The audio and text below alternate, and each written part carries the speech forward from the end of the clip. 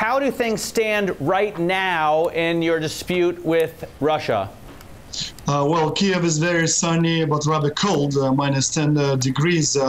And obviously the whole country is watching the situation in the Black and in Azov Sea, where ships have been harassed for months, which led to this provocation on the Russian side. And we have 3 ships right now basically kidnapped by Russia, along with 23 soldiers. And this is the first time we have seen where Russian troops have been directly involved in shooting at Ukrainian troops. So no more polite little green men. It's an open provocation, open war. Therefore, President and the Parliament earlier this week announced martial law to last for 30 days, putting army in basically on a high alert, strengthening borders.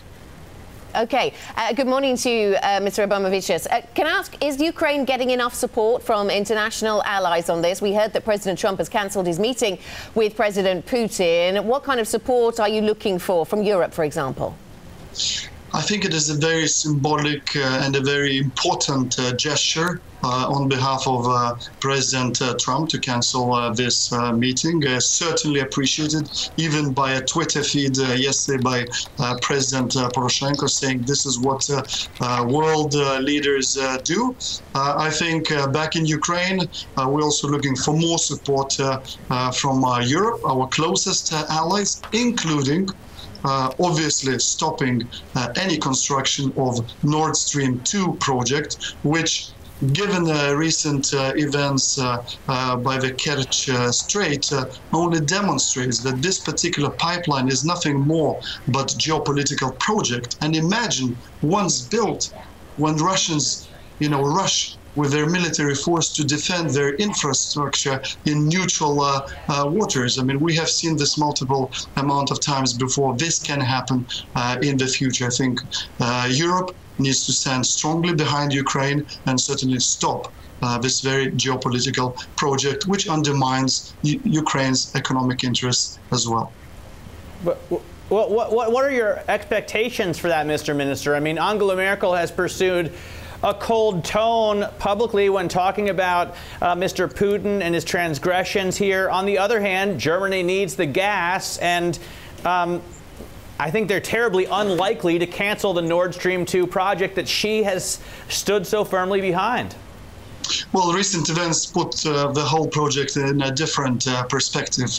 And yesterday, as a matter of fact, in Berlin, there was a large Ukraine-German business forum, which was opened by Angela Merkel and Prime Minister of Ukraine, Groisman. And I'm sure that Nord Stream 2 project was one of the key in their bilateral discussions. So let's wait for some more. We heard some of the colleagues from Angela Merkel's party a few days ago made some positive remarks towards Ukraine and negative against this project. So it's not sort of finalized yet, and we need to continue to be sort of speaking out loud about it, and we need Western support. Yeah. Well, and President Trump has spoken out against the project, hasn't he, in the past? I know the focus clearly is on levels of violence at the moment, Aivaras, but can I ask you about the impact on the economy, the impact on the Ukrainian economy or levels of investment? What do you anticipate?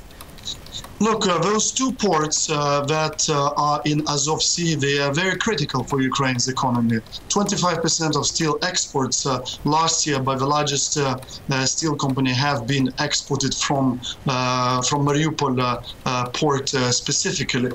So they're very critical, and Russians know it. So their actions are aimed directly at undermining Ukraine's economy.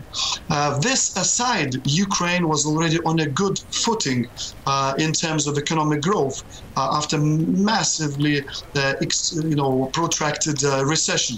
We have about 36 months of industrial output and GDP growth. We were on course for 3.5% GDP growth, single-digit inflation, business climate at the highest level in 7 years. So things seemed somewhat positive after a long recession. But here we have obviously Russian provocation, which in the short term, has undermined already a bit the bond markets, the currency. But I expect this to fade away within weeks, if we do not see more provocation on the Russian side.